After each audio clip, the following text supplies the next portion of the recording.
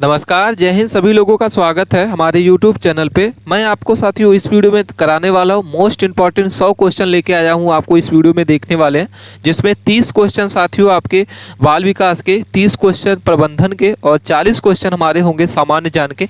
तो 100 क्वेश्चन इस वीडियो को देखने वाले साथियों, तो वीडियो के अंत तक आप जरूर बने रहिएगा। मोस्ट इंपॉर्टेंट क्वेश्चन को हम देखेंगे और इस PDF अगर आपको चाहिए तो हमारे टेलीग्राम चैनल को ज्वाइन करके आप इस PDF को प्राप्त कर सकते हैं। इसकी लिंक आपको डिस्क्रिप्शन बॉक्स में मिल जाएगी। चलिए स्टार्ट करते हैं। काफ़ी वीडियो इंपॉर्टेंट होने वाला है, तो वीडियो को बिना मिस किए आप अंत तक बने रहें। सबसे पहला ही क्वेश्चन आपके सामने दिख रहा है कि बाल विकास का मुख्य उद्देश्य क्या होता है। ठीक है साथियों, तो इसमें हम बाल विकास से रिलेटेड सारे क्वेश्चन को देखेंगे। 30 क्वेश्चन है। पहला लिखा हुआ है कि बाल विकास का मुख्य उद्देश्य क्या होता है, तो इसका जो सही उत्तर होगा उपयुक्त सभी हो जाएगा। बाल विकास शारीरिक विकास भी होता है, मानसिक विकास भी होता है, समझनात्मक विकास। तो सही उत्तर होगा डी नंबर साथियों। अगले क्वेश्चन को देखते हैं। क्वेश्चन नंबर हमारा दूसरा नंबर है कि बच्चों को सीखने की जो प्रक्रिया होती है वो प्रभावित करने वाला सबसे महत्वपूर्ण कारक कौन सा होता है। ठीक है, तो ऑप्शन है पोषण, बी नंबर है परिवार और समाज और सी नंबर जलवायु और खेल। तो बच्चों को सीखने की जो प्रक्रिया होती है वो आपका परिवार और समाज होगा।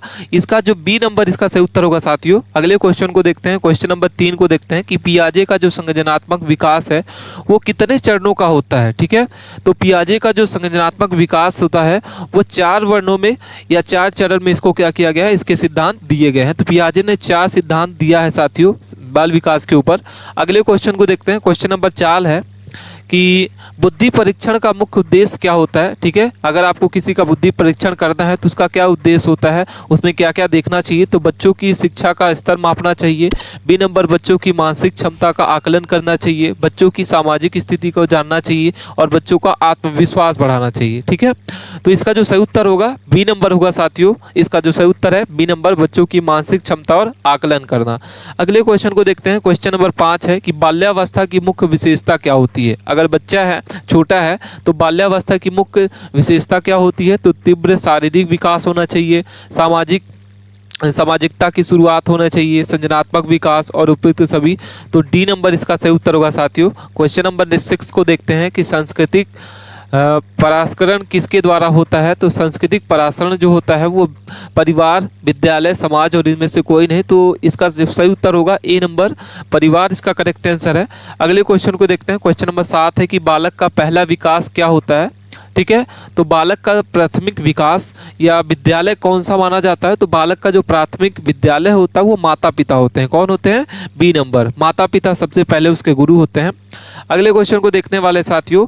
क्वेश्चन नंबर 8 है कि खेलकूद का बालक विकास का क्या महत्व होता है। अगर बच्चा खेलकूद में है तो बालक विकास में क्या महत्व होता है। तो ऑप्शन है केवल मनोरंजन के लिए उसका महत्व होता है, मानसिक और शारीरिक विकास के लिए होता है, समय व्यतीत करने के लिए और ध्यान केंद्रित करने के लिए। तो खेल कूद का बालक का विकास का महत्व जो होता है वो मानसिक और विकास के लिए होता है। बी नंबर इसका सही उत्तर होगा साथियों। ठीक है, क्वेश्चन नंबर 9 को देखते हैं कि लैंगिक पहचान किस आयु के भी विकसित होती है। ठीक है, तो ऑप्शन इसका जो सही उत्तर होगा वो आपका हो जाएगा बी नंबर, 3 से 4 वर्ष की आयु में क्या होता है, लैंगिक पहचान की जाती है बच्चों में। क्वेश्चन नंबर 10 को देखते हैं कि बच्चों में नैतिकता की भावना विकसित करने के लिए सबसे महत्वपूर्ण कारक क्या होता है।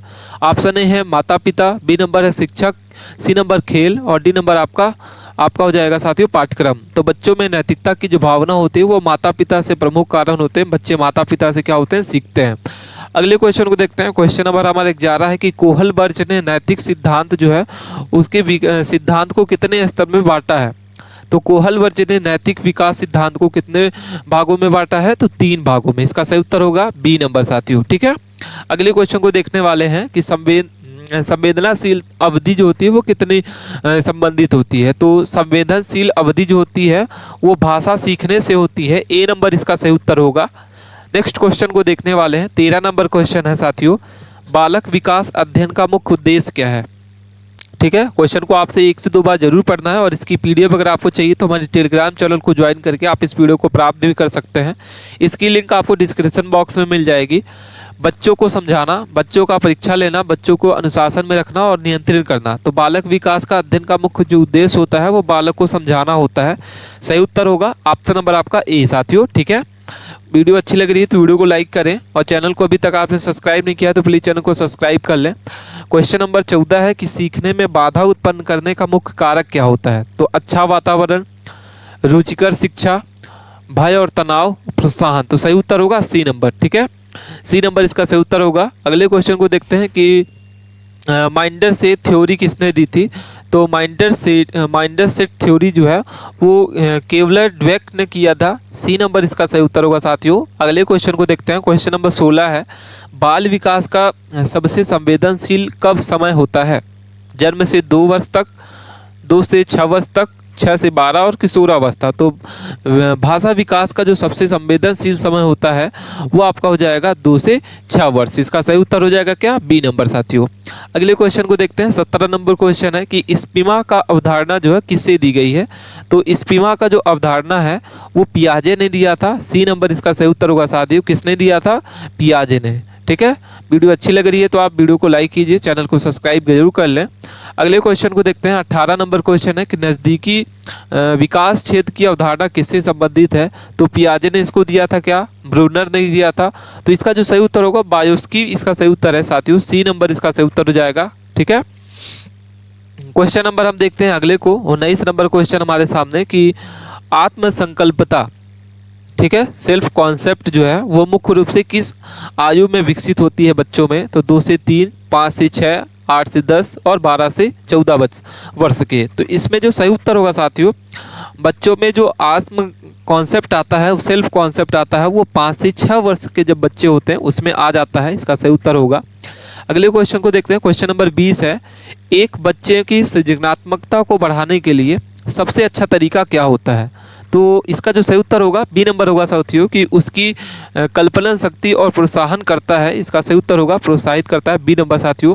अगले क्वेश्चन को देखते हैं, 21 नंबर क्वेश्चन है कि आत्मसम्मान को विकसित करने के लिए क्या आवश्यक होता है। तो माता पिता को प्रोत्साहन करना चाहिए आत्मविश्वास के लिए।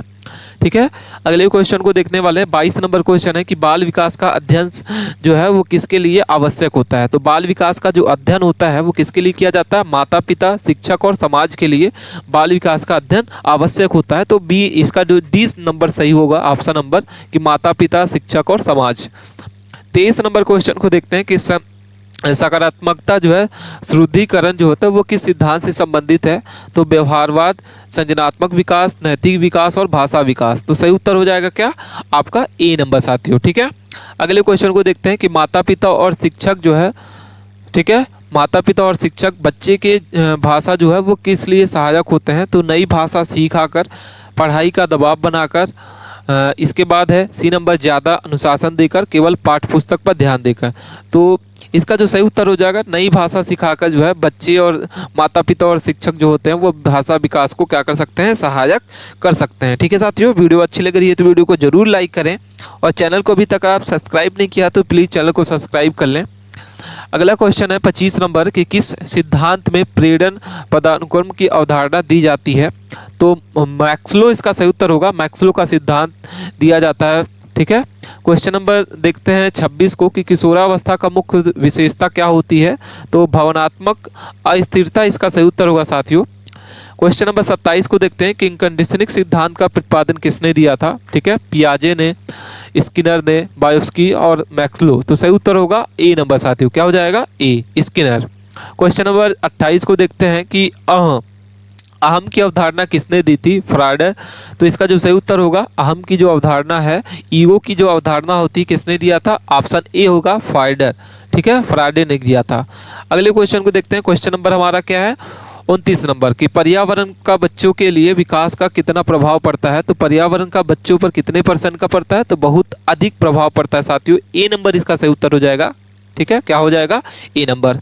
30 नंबर क्वेश्चन को देखते हैं, क्वेश्चन नंबर 30 है कि शिक्षा में बाल मनोविज्ञानिक का क्या महत्व होता है। शिक्षा में बाल मनोविज्ञान का क्या अर्थ होता है। तो शिक्षकों को बच्चों की ज़रूरत को समझने की मदद करना, पाठ्यक्रम को कठिन बनाना, परीक्षा को कठिन करना, केवल अनुशासन बनाए रखना। तो सही उत्तर हो जाएगा ए नंबर साथियों। इसका जो सही उत्तर होगा ए नंबर। तो ये थे साथियों हमारे 30 क्वेश्चन बाल विकास से रिलेटेड। वीडियो आपको अच्छी लगी है तो वीडियो को जरूर लाइक करें और चैनल को अभी तक आपने सब्सक्राइब नहीं किया तो प्लीज़ चैनल को सब्सक्राइब कर लें।